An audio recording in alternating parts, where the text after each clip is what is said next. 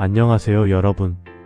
오늘은 최근 시장에서 많은 분들이 궁금해하셨던 미국 셧다운 종료 이후 비트코인이 왜 급락했는지에 대한 이야기를 조금 더 편하게 풀어보려고 합니다. 뉴스 제목만 보면 셧다운이 끝났는데 왜 시장이 안도하지 않고 오히려 떨어지지? 이런 의문이 들 수 있는데 이번 흐름은 단순히 한 사건으로 설명되는 게 아니라 여러 신호와 자금 흐름이 동시에 얽혀 있었습니다. 그래서 오늘은 그 흐름을 차분하게 따라가 보면서 셧다운이 뭔지, 왜 비트코인하고 연결되는지, 그리고 요즘 암호화폐 시장이 어떤 구조로 돌아가는지도 자연스럽게 함께 짚어보려고 해요. 우선 셧다운 자체를 잠깐 설명드리면 이건 미국 의회가 예산안을 제때 통과시키지 못해서 정부 운영비가 끊기는 상황을 말합니다. 그렇다고 나라 전체가 멈추는 건 아니지만 꼭 필요한 기능을 제외하고 상당수의 공공 서비스가 문을 닫고 수십만 명의 공무원이 급여를 받지 못하게 되죠. 미국처럼 정부 소비 비중이 큰 나라에서 이런 일이 일어나면 글로벌 금융시장은 자연스럽게 불안해지고 미국 정부가 자기 나라 운영도 매끄럽게 못하는 거 아니냐 이런 신뢰 문제까지 이어지기도 합니다. 그러다 보니 셧다운이 길어질수록 시장은 리스크 자산 비중을 줄이며 조심스러워지는 경향이 생기고요. 그래서 셧다운이 끝났다고 하면 시장이 숨을 한번 돌릴 것처럼 보이잖아요. 그런데 이번에는 오히려 셧다운 종료가 시장의 관심을 다시 연준과 금리 쪽으로 돌려놓는 계기가 됐습니다. 정치적 소음이 줄어드니까 그동안 잠깐 뒤로 밀려 있었던 미국 금리 여기서 정말 내릴 수 있나? 라는 아주 근본적인 고민이 다시 부각된 거죠. 연준은 최근까지도 물가와 고용을 고려하면 성급한 금리 인하는 어렵다는 메시지를 계속 보내고 있었고 셧다운이 끝나는 순간 시장은 다시 현실 체감 모드로 돌아갔습니다. 결국 불확실성이 줄어든 만큼 압박감이 다시 선명해진 셈이죠. 그리고 이런 흐름이 암호화폐 시장에 더 민감하게 영향을 줍니다.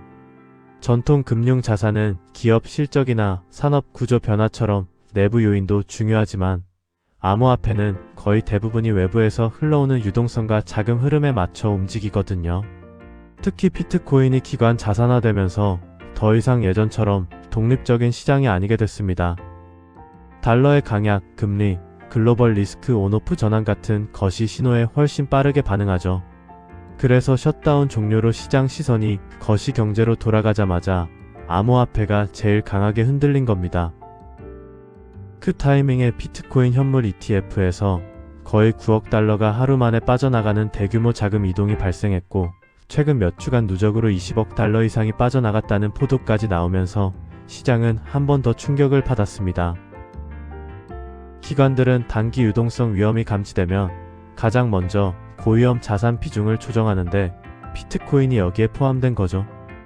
그 결과 비트코인은 하루 사이에 6% 넘게 떨어졌고 그 여파가 시장 전반으로 퍼졌습니다. 암호화폐 시장 특성상 현물보다 파생상품 비중이 높다 보니 가격이 조금만 흔들려도 레버리지 포지션 청산이 줄줄이 이어지고 그게 또 변동성을 키우고 다시 투자 심리가 흔들리고 이런 구조적 특성이 이번에도 그대로 나타났습니다. 게다가 최근 암호화폐 시장은 예전처럼 단순히 비트코인이 오르면 알트도 오른다 이런 단순한 구조가 아니라 글로벌 기관의 ETF 흐름, 각국 규제 발표, 스테이블 코인 발행량, 디파이 예치금 변화, 거래소 보유량 변동 같은 다양한 요소가 동시에 작용하는 좀 더 복잡한 시장으로 바뀌었어요. 그러다 보니 단 하나의 이벤트보다 여러 지표들이 같은 방향으로 움직이는 순간 시장이 크게 흔들리는 거죠. 이런 변동은 한국 시장에도 바로 전해졌습니다. 한국 시장은 미국 금리 방향이나 달러 강세 같은 외부 변수에 매우 민감해서 미국에서 리스크 오프 분위기가 나오면 국내 알트코인이 더 강하게 움직이는 모습이 반복됩니다.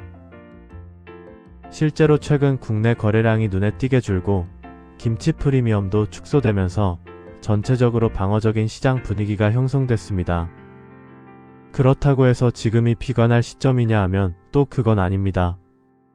ETF에서 돈이 빠져나온 게 구조적 이탈인지 혹은 단기 리밸런싱인지는 좀 더 두고 봐야 하고 장기적으로 보면 기관들의 비트코인 수요는 여전히 견고하다는 분석이 많습니다. 암호화폐 시장은 변동성은 크지만 회복 속도도 빠르고 거시 환경이 조금만 안정되면 다시 자금이 유입되는 특성이 있습니다. 오히려 셧다운 같은 정치적 이벤트는 단기적으로 시장을 흔들지만 장기적으로는 국가나 정부 리스크를 떠올리게 만들면서 비트코인의 정치로부터 독립된 가치가 다시 조명되는 계기가 되기도 합니다. 결국 이번 급락은 셧다운이 끝나서 떨어진 게 아니라 셧다운 종료를 계기로 금리 리스크가 다시 부각되고 기관 자금 흐름이 바뀌고 암호화폐 특유의 레버리지 구조가 연쇄적으로 반응한 복합적인 조정이라고 보는 게 더 정확합니다. 시장은 언제나 하나의 뉴스로 움직이지 않습니다. 여러 신호가 서로 영향을 주면서 만들어지는 흐름이고 이번도 그중 하나였죠. 오늘 이야기로 시장을 조금 더 큰 흐름 안에서 이해하는데 도움이 되셨다면 좋겠습니다. 앞으로도 단편적인 뉴스가 아니라 그 안의 구조와 맥락을 함께 보는 시간을 자주 만들어 볼게요. 오늘 함께 해주셔서 감사드리고 도움이 되셨다면 좋아요와 구독 부탁드립니다. 다음 영상에서 다시 뵐게요.